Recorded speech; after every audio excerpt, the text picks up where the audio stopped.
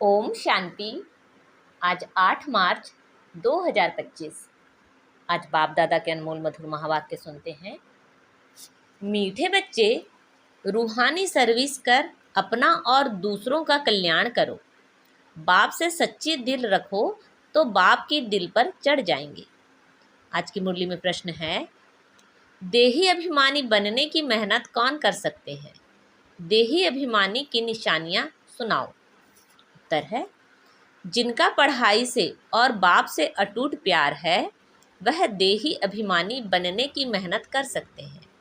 वह शीतल होंगे, किसी से भी अधिक बात नहीं करेंगे। उनका बाप से लव होगा, चलन बड़ी रॉयल होगी। उन्हें नशा रहता है कि हमें भगवान पढ़ाते हैं, हम उनके बच्चे हैं। वह सुखदायी होंगे, हर कदम श्रीमत पर उठाएंगे। ओम शांति। बच्चों को सर्विस समाचार भी सुनना चाहिए। फिर मुख्य जो महारथी सर्विसेबल हैं उन्हों को राय निकालनी चाहिए। बाबा जानते हैं, सर्विसेबल बच्चों का ही विचार सागर मंथन चलेगा। मेले व प्रदर्शनी की ओपनिंग किससे कराएं, क्या क्या पॉइंट सुनानी चाहिए। शंकराचार्य आदि अगर तुम्हारी इस बात को समझ गए तो कहेंगे, यहाँ की नॉलेज तो बहुत ऊंची है। इन्हों को पढ़ाने वाला कोई तीखा दिखता है। भगवान पढ़ाते हैं, वह तो मानेंगे नहीं। तो प्रदर्शनी आदि का उद्घाटन करने जो आते हैं उनको क्या क्या समझाते हैं वह समाचार सबको बताना चाहिए, या तो टेप में शॉर्ट में भरना चाहिए। जैसे गंगे ने शंकराचार्य को समझाया, ऐसे ऐसे सर्विसेबल बच्चे तो बाप की दिल पर चढ़ते हैं। यूं तो स्थूल सर्विस भी है, परंतु बाबा का अटेंशन रूहानी सर्विस पर जाएगा। जो बहुतों का कल्याण करते हैं, भल कल्याण तो हर बात में है। ब्रह्मा भोजन बनाने में भी कल्याण है। अगर योग युक्त हो बनाए, ऐसा योग युक्त भोजन बनाने वाला हो तो भंडारे में बड़ी शांति हो, याद की यात्रा पर रहे। कोई भी आए तो झट उनको समझाएं। बाबा समझ सकते हैं सर्विसेबल बच्चे कौन हैं। जो दूसरों को भी समझा सकते हैं उन्हों को ही अक्सर करके सर्विस पर बुलाते भी हैं। तो सर्विस करने वाले ही बाप की दिल पर चढ़े रहते हैं। बाबा का अटेंशन सारा सर्विसेबल बच्चों की तरफ ही जाता है। कई तो सम्मुख मुरली सुनते हुए भी कुछ समझ नहीं सकते, धारणा नहीं होती, क्योंकि आधा कल्प के देह अभिमान की बीमारी बड़ी कड़ी है। उसको मिटाने के लिए बहुत थोड़े हैं जो अच्छी रीति पुरुषार्थ करते हैं। बहुतों से देही अभिमानी बनने की मेहनत पहुँचती नहीं है। बाबा समझाते हैं, बच्चे, देही अभिमानी बनना बड़ी मेहनत है। भल कोई चार्ट भी भेज देते हैं परंतु पूरा नहीं, फिर भी कुछ अटेंशन रहता है। देही अभिमानी बनने का अटेंशन बहुतों का कम रहता है। देही अभिमानी बड़े शीतल होंगे, वह इतना जास्ती बातचीत नहीं करेंगे। उन्हों का बाप से लव ऐसा होगा जो बात मत पूछो। आत्मा को इतनी खुशी होनी चाहिए जो कभी कोई मनुष्य को ना हो। इन लक्ष्मी नारायण को तो ज्ञान है नहीं। ज्ञान तुम बच्चों को ही है जिनको भगवान पढ़ाते हैं। भगवान हमको पढ़ाते हैं। यह नशा भी तुम्हारे में कोई एक दो को रहता है। वह नशा हो तो बाप की याद में रहे, जिसको देही अभिमानी कहा जाता है। परंतु वह नशा नहीं रहता है। याद में रहने वाले की चलन बड़ी अच्छी रॉयल होगी। हम भगवान के बच्चे हैं, इसलिए गायन भी है। अतीन्द्रिय सुख गोप गोपियों से पूछो। जो देही अभिमानी हो बाप को याद करते हैं, याद नहीं करते हैं, इसलिए शिव बाबा के दिल पर नहीं चढ़ते हैं। शिव बाबा के दिल पर नहीं तो दादा के भी दिल पर नहीं चढ़ सकते। उनके दिल पर होंगे तो जरूर इनके दिल पर भी होंगे। बाप हर एक को जानते हैं। बच्चे खुद भी समझते हैं कि हम क्या सर्विस करते हैं। सर्विस का शौक बच्चों में बहुत होना चाहिए। कोई को सेंटर्स जमाने का भी शौक रहता है, कोई को चित्र बनाने का शौक रहता है। बाप भी कहते हैं, मुझे ज्ञानी तो आत्मा बच्चे प्यारे लगते हैं, जो बाप की याद में भी रहते हैं और सर्विस करने के लिए भी फतकते रहते हैं। कोई तो बिल्कुल ही सर्विस नहीं करते हैं, बाप का कहना भी नहीं मानते हैं। बाप तो जानते हैं ना कहाँ किसको सर्विस करनी चाहिए, परंतु देह अभिमान के कारण अपनी मत पर चलते हैं तो वह दिल पर नहीं चढ़ते हैं। अज्ञान काल में भी कोई बच्चा बदचलन वाला होता है तो बाप की दिल पर नहीं रहता है, उनको कपूत समझते हैं, संग दोष में खराब हो पड़ते हैं। यहाँ भी जो सर्विस करते हैं वही बाप को प्यारे लगते हैं, जो सर्विस नहीं करते उनको बाप प्यार थोड़े ही करेंगे।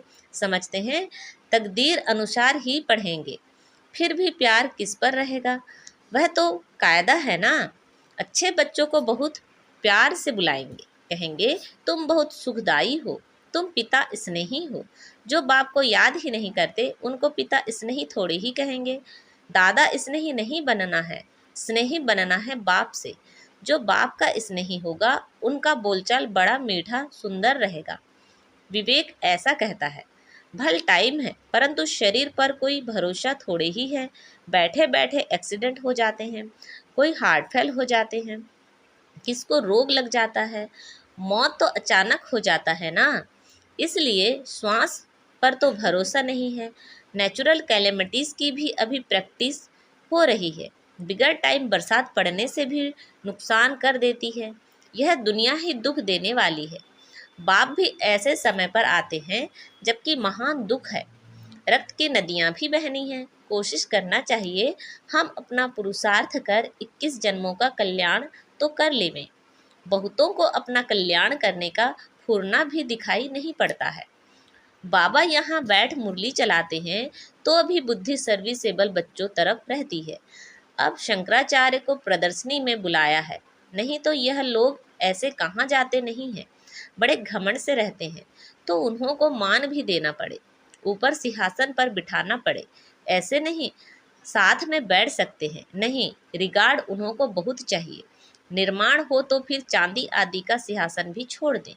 बाप देखो कैसे साधारण रहते हैं, कोई भी जानते नहीं। तुम बच्चों में भी कोई विरले जानते हैं। कितना निरहंकारी बाप है। यह तो बाप और बच्चे का संबंध है ना। जैसे लौकिक बाप बच्चों के साथ रहते खाते खिलाते हैं, यह है बेहद का बाप। सन्यासियों आदि को बाप का प्यार नहीं मिलता है। तुम बच्चे जानते हो, कल्प कल्प हमको बेहद के बाप का प्यार मिलता है। बाप गुलगुल फूल बनाने की बहुत मेहनत करते हैं, परंतु ड्रामा अनुसार सब तो गुलगुल बनते नहीं हैं। आज बहुत अच्छे अच्छे कल विकारी हो जाते हैं। बाप कहेंगे तकदीर में नहीं है तो और क्या करेंगे। बहुतों की गंदी चलन हो पड़ती है, आज्ञा का उल्लंघन करते हैं। ईश्वर की मत पर भी नहीं चलेंगे तो उनका क्या हाल होगा। उच्चते उच्च बाप है और तो कोई है नहीं। फिर देवताओं के चित्रों में देखेंगे तो यह लक्ष्मी नारायण ही उच्चते उच्च है, परंतु मनुष्य यह भी नहीं जानते कि इन्हों को ऐसा किसने बनाया। बाप तुम बच्चों को रचता और रचना की नॉलेज अच्छी रीति बैठ समझाते हैं। तुमको तो अपना शांति धाम सुख धाम ही याद आता है। सर्विस करने वालों के नाम स्मृति में आते हैं। जरूर जो बाप के आज्ञाकारी बच्चे होंगे उनके तरफ ही दिल जाएगी। बेहद का बाप एक ही बार आते हैं। वह लौकिक बाप तो जन्म जन्मांतर मिलता है, सतयुग में भी मिलता है, परंतु वहाँ यह बाप नहीं मिलता है। अभी की पढ़ाई से तुम पद पाते हो, यह भी तुम बच्चे ही जानते हो कि बाप से हम नई दुनिया के लिए पढ़ रहे हैं। यह बुद्धि में याद रहना चाहिए, बहुत सहज है। समझो बाबा खेल रहे हैं, अनायास कोई आ जाते हैं तो बाबा झट वहाँ ही उनको नॉलेज देने लग पड़ेंगे। बेहद के बाप को जानते हो? बाप आए हैं पुरानी दुनिया को नई बनाने, राजयोग सिखलाते हैं। भारतवासियों को ही सिखलाना है। भारत ही स्वर्ग था जहाँ इन देवी देवताओं का राज्य था। अभी तो नर्क है, नर्क से फिर स्वर्ग बाप ही बनाएंगे। ऐसी ऐसी मुख्य बातें याद कर कोई भी आए तो उनको बैठ समझाओ तो कितना खुश हो जाएं। सिर्फ बोलो बाप आया हुआ है। यह वही महाभारत लड़ाई है जो गीता में गाई हुई है। गीता का भगवान आया था, गीता सुनाई थी। किस लिए? मनुष्य को देवता बनाने। बाप सिर्फ कहते हैं मुझ बाप को और वर्षे को याद करो। यह दुखधाम है, इतना बुद्धि में याद रहे तो भी खुशी रहे। हम आत्मा बाबा के साथ जाने वाली हैं शांति धाम, फिर वहाँ से पाड़ बजाने आएंगे पहले पहले सुखधाम में।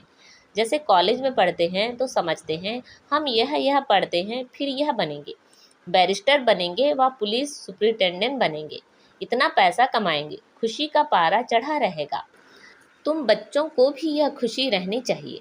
हम बेहद के बाप से यह वर्षा पाते हैं, फिर हम स्वर्ग में अपने महल बनाएंगे। सारा दिन बुद्धि में यह चिंतन रहे तो खुशी भी हो, अपना और दूसरों का भी कल्याण करें। जिन बच्चों के पास ज्ञान धन है उनका फर्ज है दान करना। अगर धन है दान नहीं करते हैं तो उन्हें मनहूस कहा जाता है। उनके पास धन होते भी जैसे कि है ही नहीं। धन हो तो दान जरूर करें। अच्छे अच्छे महारथी बच्चे जो हैं वह सदैव बाबा की दिल पर चढ़े रहते हैं। कोई कोई के लिए ख्याल रहता है यह शायद टूट पड़े। सरकमस्टांस ऐसे हैं, देह का अहंकार बहुत चढ़ा हुआ है। कोई भी समय साथ छोड़ दे और जाकर अपने घर में रहें। भल मुरली बहुत अच्छी चलाते हैं परंतु देह अभिमान बहुत है। थोड़ा भी बाबा सावधानी देंगे तो झट टूट पड़ेंगे। नहीं तो गायन है, प्यार करो चाहे ठुकराओ।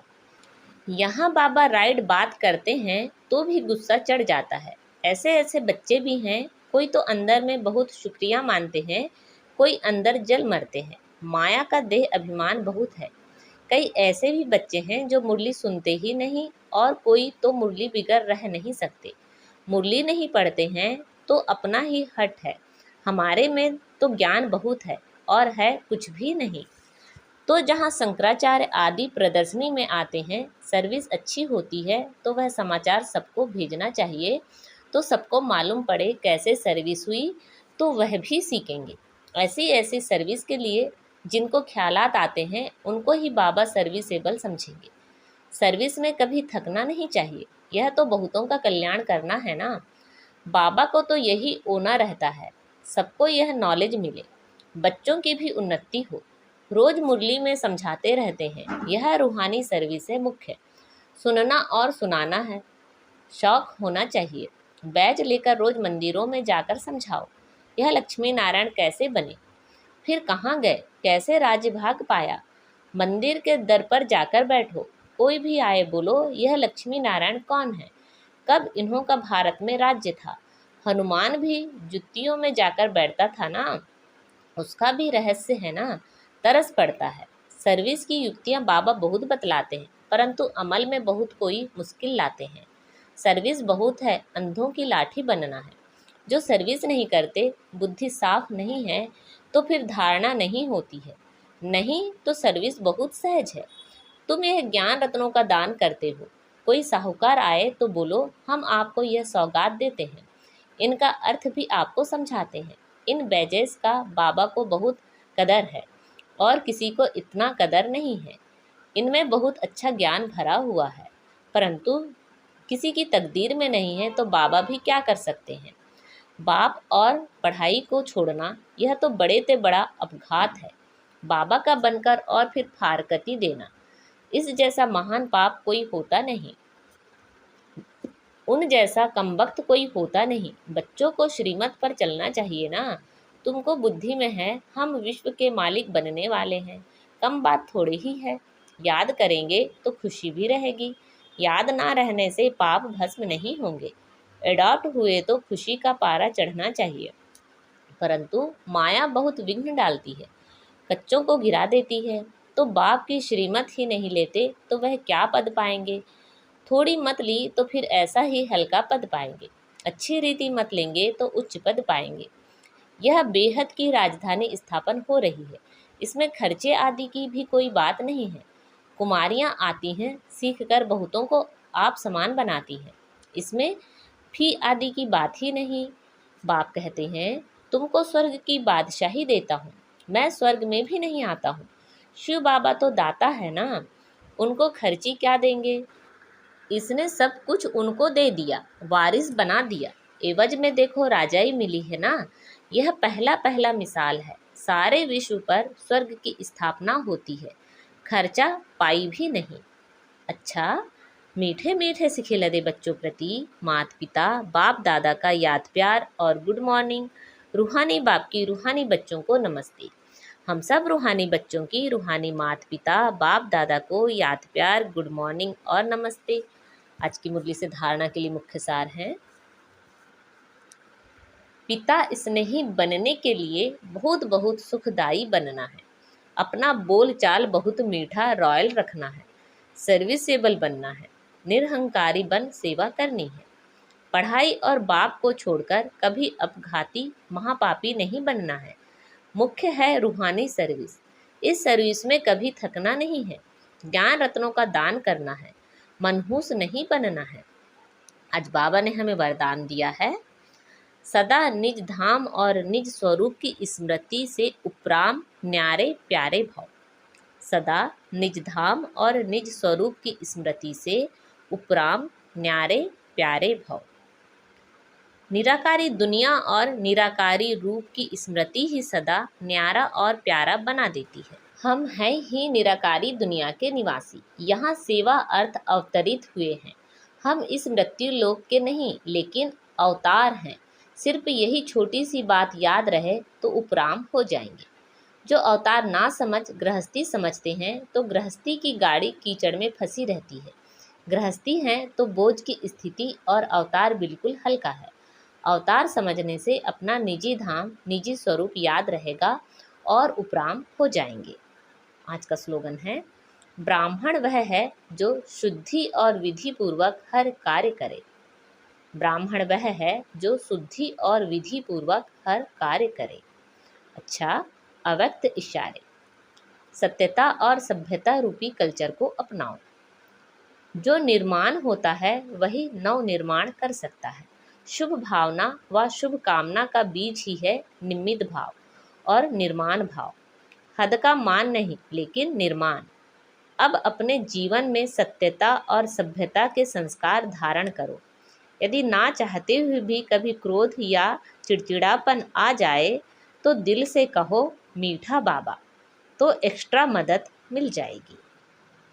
अच्छा, ओम शांति।